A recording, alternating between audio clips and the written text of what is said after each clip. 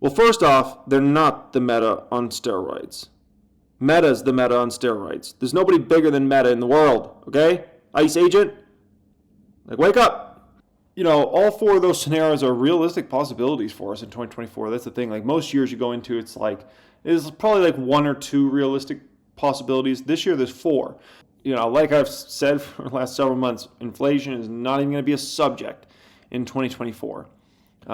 Deflation could be a subject in 2024. That's a possibility, and that's a whole other can of worms and a messy situation you got to deal with if you're talking about deflation. But howdy, folks. Hope everybody's doing good out there as always. Oh boy, we got a lot to get into here today, folks. It's a red one. It's Red Dead Redemption. It's a yeah, it's been nice. It's been nice recently, and so we were due for a pullback. There's a lot of thought process out there about the market maker essentially needing to bring down this market right now, and the reason being is a lot of people have been loading up on calls. A lot of Wall Street has been loading up on calls for the Russell specifically, IWM. And so the thought process is the market maker needs to get this market down and try to flush a lot of these call holders to make minimal money, let's call it by Friday. And so that's the thought process. I don't know. I don't have any, concrete evidence of that, but that is what I've heard from some folks out there. And, that's a whole game that works inside Wall Street that, is a little manipulative and things like that. And people are like, what? Like, this market maker, what do they do? And how do they manipulate the market? It's all types of crazy crap that goes on in things they do. But, okay, so anyways, let's get rolling here, folks. Let's get rolling. Got a lot to get into here today. So let me get everything up and going. They're kind of talking about 2024 a little bit and trying to forecast that. And this is 4 scenarios I have for 2024. And, all 4 of those scenarios are realistic possibilities for us in 2024. That's the thing. Like, most years you go into, it's probably like 1 or 2 realistic possibilities. This year there's 4. But the 2, by far and away, in my opinion, the most probable scenarios that are going to play out in 2024, and one I have at 35% odds, is basically a situation where earnings were to go down, recession hits, job losses hit, revenues down for companies, and the Fed starts cutting rates aggressively in the second half of 2024. So that's certainly one scenario I have. But the scenario I actually have that I think has a little better odds than that, it's actually a 45% probability, is the economy actually holds good, unemployment stays in the 3% range, real wages actually recover as the year ticks on more and more, which helps out the consumer and consumer spending and consumer confidence as the year ticks along. Housing and autos bottom in the first quarter and start to slowly improve as the remainder of the year happens. CPIs in the 2s or 3s the entire year, more than likely the 2s. The Fed lowers a bit here and there, but not anything material. Remember, the Fed's usually only moving rates down rapidly if there's already a recession or crash happening. Outside of that, the Fed might make a few tweaks here and there. Smooth sailing into Q4 2024 election, market booming in 2024 specifically, more small caps, more of the beaten down dogs, more of the stocks that haven't performed this year perform very well next year. And recession crowd throws in the towel in that sort of scenario because they start to see confidence improving. They see real wages continue to improve, inflation not be a problem, the Fed not be a problem, and if anything, the Fed's lowering rates, and so they start to have not as much to go off of, and so a lot of them end up throwing in the towel next year. So, but both those are very realistic. I have one at a 45% scenario number 4, and the other one's a 35% scenario. These I have at 10% and 10%. Those are possibilities, but I call them much lower possibilities in regards to those. This one has inflation in the 3s and 4s all year. Don't see that being very realistic. That's why I have it at 10% probability. And this one has a situation where the economy is way too hot and inflation's way too strong. And that's also a pretty low probability. I have that at like a 10% probability as well. So my thought is we get one of these 2 for us in 2024. And I think there's a little better probability of this than this, based on kind of what I look at in regards to that. So, looking at my stocks here today, it's a lot of Red Dead Redemption out there. Foot Locker, Planet, Nordstrom, Fubo, all down 4% plus. Tesla down 4% plus here today. WBA, Cake, Revolve, Honest, PayPal, all down. A lot of these moves down aren't that crazy though, so that's the good news, I guess you can say. Especially, outside of Tesla. Tesla's a real big one.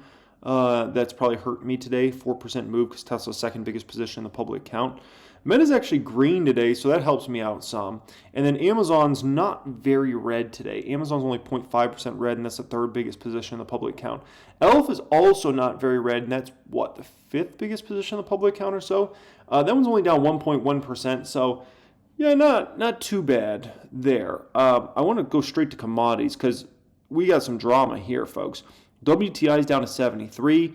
Down 4.4%. This baby's down over 16% in the past month, and WTI just continues to be weak, which is obviously going to bode well for gas prices. And of course, gas prices don't come down nearly as fast as oil comes down, but that does bode much better for gas prices for the next several months overall. And so if we can continue to see that trend play out, that's definitely going to be good. That's going to mean likely even potentially deflation in the trucking industry as well, which is obviously good. GSG continues to be in a very tough place. If we pull up GSG on a 1 year, GSG is now down 7.3%. So, this is a huge component of inflation. All these commodities, it's, what you make the world off of is commodities, right? And so if we can talk about commodities in a tougher place, like I said, inflation is going to not be an issue in 2024, but this is just more evidence of it not being an issue. So, definitely happy to see that. Very happy to see that. Crypto today, looks like Bitcoin's having a bit of a tough day. Bitcoin's down over 5 percentage points here today. Safety stocks, bit of a mixed bag. Walmart's getting hit hard. Walmart just went into those earnings way overvalued. And so, that stock's down over 8%. Their earnings weren't bad. We'll look at their earnings report here in a moment.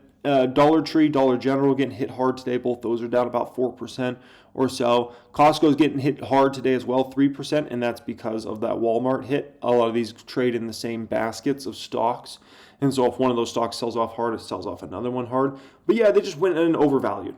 Yeah, that's the best way I can put it in regards to Walmart. They would have had to come in with shockingly great numbers to see that stock pop on these earnings. Coming in with their earnings they came in with, not that they were bad. It's still down 8%. Versus Target yesterday set up so well. Target was a beaten down dog into those earnings, and they came in with something that wasn't a disaster, and it was up 17 plus percentage points yesterday, right? Crazy. Possible buys watch list. Damn, there's a lot of Red Dead Redemption out there. Ooh, SoFi getting hit hard. SoFi down 8.7 percentage points here today. Bath and Body Works, didn't they report today? Oh, yeah, they did. They did this morning. We'll have to look at Bath & Body Works earnings, too. So we'll look at Alibaba's earnings here in a moment. We'll look at Walmart. We'll look at Bath & Body Works. I'll probably work in reverse order. I'll probably want to look at Bath & Body Works first, and then we'll look at Walmart, and then we'll look at Alibaba earnings in regards to that. But, yeah, so a lot of Red Dead Redemption out there here today. Dutch Bros getting hit pretty hard, about a 5% hit for Dutch Bros there. Estee Lauder getting hit about 3%. Cake getting hit about 3%. Trade Desk 2.7%. I actually watched the latest cheesecake investor presentation type thing they had. By the way, shout out to everybody in the chat. Hello, guys. And that made me probably even more bullish on Cake over the coming years. 6 stocks I'm hedged against. So Polaris getting hit hard today. That's good for that hedge. Tesla getting hit hard, but that obviously is bad for my long shares. Toll Brothers not really getting hit today. If that one keeps going up into the year end, I might hedge against that one a little heavier for 2024. Chipotle, not good for that. And Apple's actually green today. Damn you, Apple. Snapple Apple. Damn you. AI stocks. Tesla's the worst of the AI stocks watch list here today, down 4%. Trade Desk is second worst stock. Best stock is Mr. Softy, Microsoft. Look at Microsoft and Google. A lot of these big techs are actually having a good day today. It almost feels like a rotation, right? On a day like today. Like, a lot of the smalls doing bad, some of the bigs doing well. It almost feels like some money rotated back. And who knows, maybe it rotates for a day or whatever. But interesting now, those whole games and market plays. Banking watch list, it's really SoFi is just getting wrecked today. Almost 9% down. Everything else is okay-ish. JP Morgan's the only one that's green of that bunch, though. Big Tech.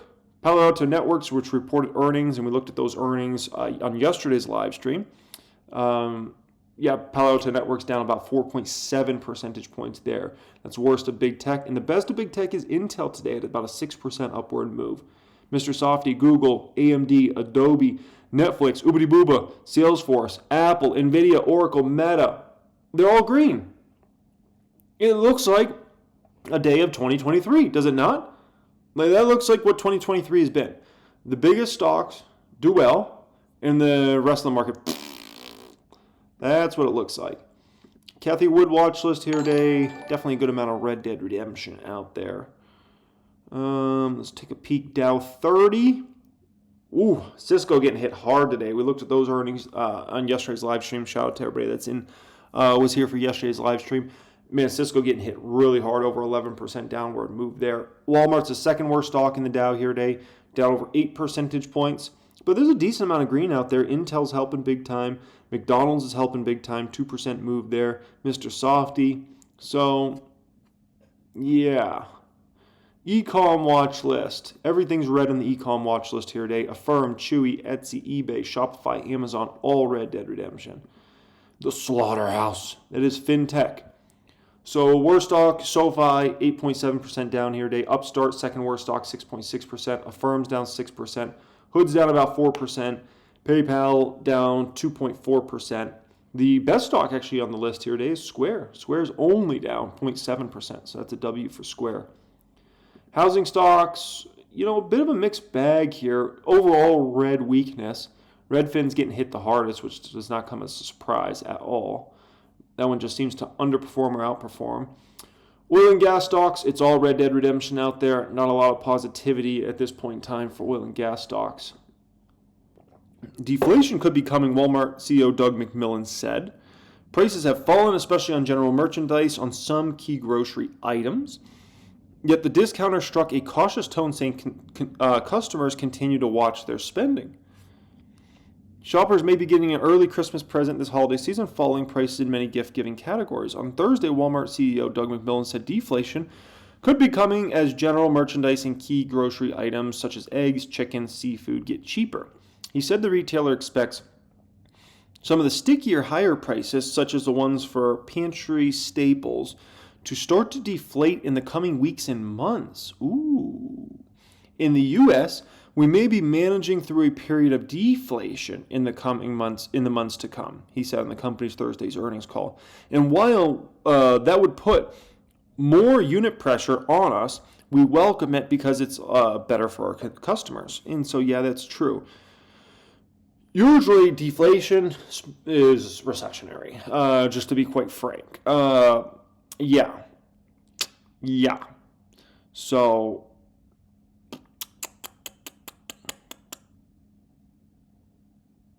interesting. The CFO said the worst of inflationary environment is behind us. Tell us something we don't know.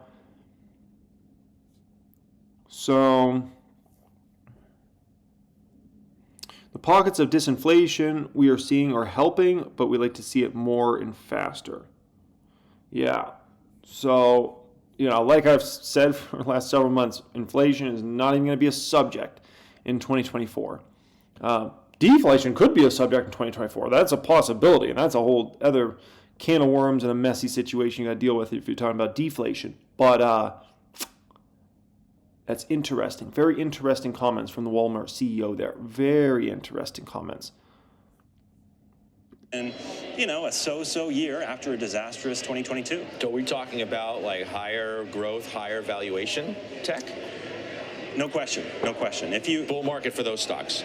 For everything across the board. Nothing wow. can happen without everything the across Russell the board, tech-wise. Participating in this. Even though Russell is not necessarily tech, I don't think anything outside of the Mag 7 in tech can work unless the Russell works as well. And as you know, on Tuesday was a very significant day for the Russell. It finished almost up 6% on the day. It was astonishing. It's a 4 standard deviation move. There was only one other time in the history of the Russell where it's had that kind of move. And I just don't think you can wave your hands and say that's just another day.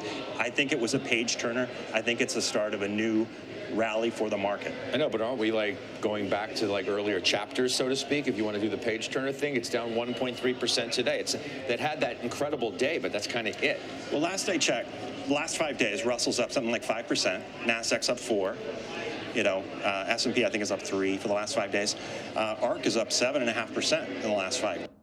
Shaheen says, what are the chances that investors have been tax loss harvesting throughout the year, offsetting gains, and maybe we don't see kind of selling at the end of the year? It's always a potential, but I don't know. A lot of people wait till last minute. A lot of people wait till November, December, specifically December, to do some of that tax loss harvesting. So gone back into the hibernation for, I think, the next 6 years. I think that's how the market's taking it. Yields are, day after day on the decline, on the retreat, and it's. Somebody asked calls on love. I don't know. It is tempting for me to do something like that. If I was to do something like that, it would have to be leaps. It would have to be long-term calls, because you never know. I mean, what if recession does hit? There would still be a lot of worries around the airlines, and there would be all these worries about could they start losing money and blah, blah, blah. So, I wouldn't necessarily want to bet on them in the short term. Not to say they can't perform in the short term, because maybe they can. It's just I wouldn't want to put myself under that sort of pressure. This should be very interesting. Bath & Body Works is a stock I could potentially buy at some point in time. That's why I have it on my potential buys list here. Let's take a peek at that income statement, babe. Alrighty, so net sales down for the company slightly. They did $1.6 billion in the same quarter last year, $1.56 in this quarter they just reported. Cost of goods sold, buying, and occupancy was down to $880 versus $926, so that's good. We kept that really in line. So the gross profit was actually up very slightly by about $4 million year over year, despite net sales being negative. So overall, I would say that's a win for Bath & Body Works here. General administrative store opening expenses, $461 million, so that's down slightly year over year. That's actually down a pretty good amount, $15 million. Operating income, $221 versus $202. I'm impressed. I mean, anytime you can bring your operating income, up almost $20 million year over year, when your sales is down $42 million, good for freaking you, Bath & Body Works. You go, girl. You go, girl. Net income $119 million versus $91 million? You go, girl! Oh my gosh. Wow, good for you, Bath & Body Works. Good for freaking you. I do wonder if they should even be a standalone company. They used to be owned by L Brands, which owned Victoria's Secret, Pink, Bath & Body Works, and another little brand or two. But I don't know. I do kind of wonder sometimes if they should be their own standalone company, if they should be owned by somebody else. But anyways, I don't know. It's a really good company, solid company. Even in a tough consumer environment, they're still super profitable, right? You think about the consumer environment we're in right now, not good. It's not like Bath & Body Works necessarily sells needs-based stuff. Like, you want to go spend $5, $7 on a soap at Bath & Body Works. That's certainly not needed. You can go to Walmart and get it a whole lot cheaper, or off Amazon or Target, a whole lot cheaper, right? People go to Bath & Body Works because it's more experiential. They love the product and all those sorts of things. And so, to be a very wants-based business and to be this profitable, even in this environment, is I'll say it's impressive. And see the more in detail numbers from Oatley. Which Walmart's had an absolutely perfect situation, obviously, with the high inflation. That's something that bodes very well for their business model overall. All right, so, wow, revenue was up substantially for the company year over year, very substantially. Something that's worrisome, I'll right off the bat here, membership and other income, hardly up for the company. I would have thought that would have been stronger. That's not a good sign for Walmart. Total revenue, $160 billion versus $152 billion in this same quarter last year, so that's very nice.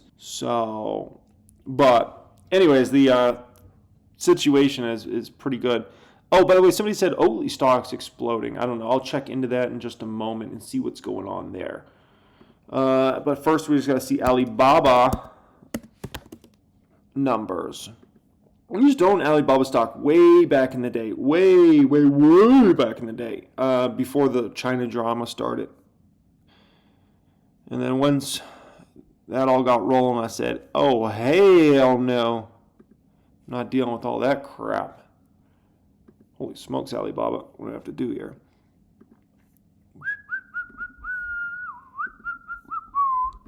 Anybody listening to Christmas music yet? I'm trying not to, okay? I gotta wait till after Thanksgiving for for Christmas music. Revenue is up 9% for the company year over year. Impressive. Operating margin 34%. Adjusted EBITDA margin 14%. Okay. Non-GAAP diluted EPS up 21% for the company on a year-over-year basis. That's good. Yeah, I will say the thing with Baba is their numbers are always impressive and the stock always looks insanely undervalued. But the issue always has been the distrust with the Chinese government and everything going on there, right? And some of the decisions that are made or not made in regards to that. And so that's always been the issue with Baba. But the good news, though, is now it seems to me like Judge lifts Trump gag order and $250 million. Oh, interesting. Now it looks like we got a situation where China and the U.S. are going to get along better, and it seems like China wants to be the friend of the world again. And so I'll say this. I'll say for the first time in years, Alibaba is an ownable asset again. For the first time in years, Alibaba is finally an ownable asset again. Based upon the rhetoric I'm hearing out of China, the way they're talking now, President Xi coming over to the United States, I'll say it's the first time in a long time I actually feel like it's an ownable asset. A long time. Probably since 2018. So when I say it's been years, it's been a long time that Alibaba's been a no-touch. I can at least see it being a touch now at this point in time. Can you build it into a big position? No. Can you build it into a small, more speculative position? At this point in time, I'd actually say yes. Before, it was like it was not even worth being a speculative position. I feel very differently today now. I feel like it is at least worth being a spec position. And so, good for them. Numbers are strong. Valuation's very attractive. And China and U.S. ties look like they're going to get in the best place. Based upon Xi coming over to the United States in general, that's a huge step in the right direction. And then hearing what he was saying yesterday, I would say, it's definitely China realizes they need the United States a lot. And I will say I think it's going to build to be a lot healthier over this next few years. So, but that could change. But for right now, it's at least a notable speculative position. Alrighty, next up here, somebody wanted me to look at Oatley. I don't know what's going on with them. They're not seeing any news, so I don't know what's going on there. Still expect China to say we own 100% at some year. You never know. To me, it seems like the relationship will stay bad with the U.S. It's only going to get more tense. Not based upon what I saw over the past couple days. If Trump gets in office, that might change. Trump seems to have a very anti-China stance. So it was potential if Trump got reelected in 24 that we'll see the relationship deteriorate in a major way. But if Biden gets in again in 24, then there's a high probability the relationship will actually grow a lot stronger. So, while you like Meta, right? So Tencent is Meta on steroids. They have 1 billion users. Well, first off, they're not the Meta on steroids. Meta's the Meta on steroids. There's nobody bigger than Meta in the world, okay? Ice Agent? Wake up. They are the biggest. Meta's the biggest. They're the most dominant. Over everybody, over every company in the world. What are we talking about here, man? Tencent could be a wannabe Meta, who's never going to be able to be Meta. That's possible. But, yeah, to call them Meta on steroids is just not factually correct whatsoever. Yeah, I've looked into Tencent. It just doesn't seem that appetizing to me. Would you ever make reaction videos, things like K-Conference? I mean, it depends. If I do more niche stuff, I like doing it more inside my private group and stuff like that. Because a lot of YouTube is not interested in niche-related subjects and content. All right, let's play around on Google Trends here for a bit. Let's see. Okay, so we'll see Fubo. How's Fubo doing on Google Trends data? Let's take a peek over the past 12 months. So last year we had a huge uptick at some point in November, and that was because of the World Cup, if I remember, last year. So those are the projections there. Let's see, over the past 90 days, we had the huge September, massive September, and then basically every single weekend we've been seeing an uptick there. Past 5 years. So it's projecting to have really strong numbers here. But November 5th, yeah, it's really tough to comp there. So let's see, October 30th through November 5th, we were at about a 30. And then the following week, about a 33. And then where are we at here? At about a 47. 47. So definitely a lot stronger than last year in beginning of November. So that's good news as far as FUBO goes. Let's see. What about a term like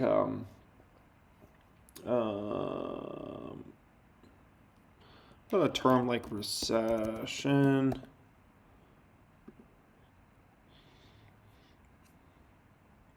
That one's definitely been down ticking here.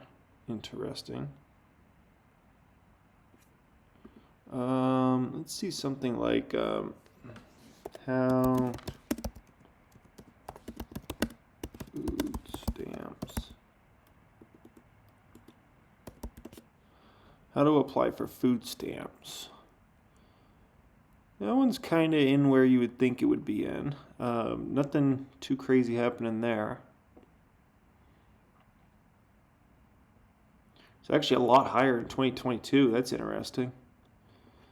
And then it was super high, obviously, in 2020, you know, when the Rona crash was going on. That was like peak in the past 5 years. We are higher, though, than we were, let's say, back in like 2019. So that's something interesting, but overall relatively low based upon the past several years as far as that goes.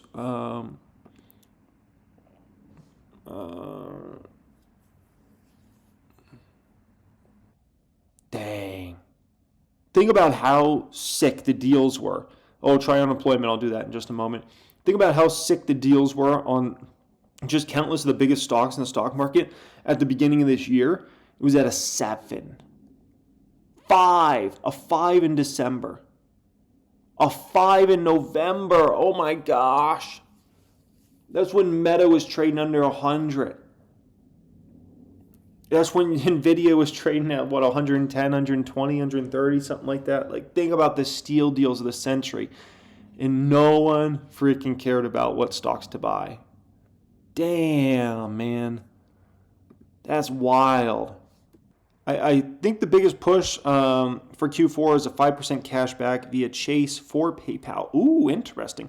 Yeah, I mean, I just feel like I've seen an uptick recently in regards to PayPal wanting to be everywhere, which they need to be, right? Because if you want to become a massive player in finance and a massive player, in payments, you've got to be everywhere, right? Like, I could take a Visa credit card and use that baby pretty much everywhere. Like, if I ever went somewhere and I couldn't use my Visa credit card, I would be shocked, right? Shocked. Like, what? I can't use my Visa credit card here? Like, that would be crazy to me. I feel like I could go almost anywhere in the world, or certainly anywhere in the developed world, and pull out my Visa credit card, and that thing would work, right? And so for PayPal, it's just very, very key and very important that they're everywhere. Everywhere. This should be interesting. I'm looking forward to listening to this guy talk. Ernie, is this a threat to Carvana, or do you see it differently? Amazon wants to get in the car business. Hey, well, first of all, thanks for having us. Really appreciate it. I think, we started selling cars online in 2013, and I think at the time people thought that it was a little bit of a crazy notion, but we believed it was something consumers wanted, and I think that today Amazon jumping into the fray here, I think that that's great news. I think it validates that this is something consumers want, and we think it's something that'll probably accelerate consumer adoption of automotive e-commerce, and that's something that we welcome. Strategically, what's your parry here? There have been some times when Amazon has gotten into a space and it has crushed the smaller players, and there have been other times, you think about Etsy and some other company where Amazon has done something with small craft makers, and it hasn't really... Somebody said they bought crypto in 2 seconds with with PayPal. Nice. Think is going to make the difference for Carvana on whether you actually improve, get better in your financial results because of this? Is it pricing? Is it service? Yeah, I would reframe it a little bit. What I would say is, we're the largest seller of cars online today. We sell about 300,000 cars a year, roughly, if you look at last quarter and annualize it. And there's about 40 million used cars sold per year in sum total in the U.S. There's about 15 million new cars sold per year in the U.S. So I think the way bigger trend here is consumers moving online to buy cars. And we think that the more that grows, the better it is for all of us, frankly. And so I think that that's great. We would like to think that we've built an incredible customer offering over the last. Yeah, kudos to Carvana that they've been able to stay in business, to be quite frank. So in regards to Twitch, I see a few potentials playing out here, longer term, right? Obviously, like I said, I'm sticking through it with my schedule all the way through the end of this year, right? But, I see a few potentials here. One is a potential where Twitch does another deal with me and I do it for the full year and stick to the same schedule I'm on right now for Twitch, right? That's a potential. Now, they would have to come to me with a really lucrative offer to make that happen. The second possibility is I only use Twitch for big live stream days. So let's say, a big stocks report in PayPal or a Palantir or a Tesla or something like that. I would do, big live streams here on Twitch, and it'd be like a big event type thing, right? And the third potential is I don't do Twitch at all after this year as well. So if I had to guess, I think the first option and the second option are probably the most realistic. I can definitely see myself utilizing Twitch in the future. I'm not 100% convinced I'm going to continue with 4 days a week like I've been doing past December 31st, though. But I think there's a pretty high probability that, I'll still be on Twitch. I like the platform. I like live streaming. I like talking about all these different subjects. It's not a good.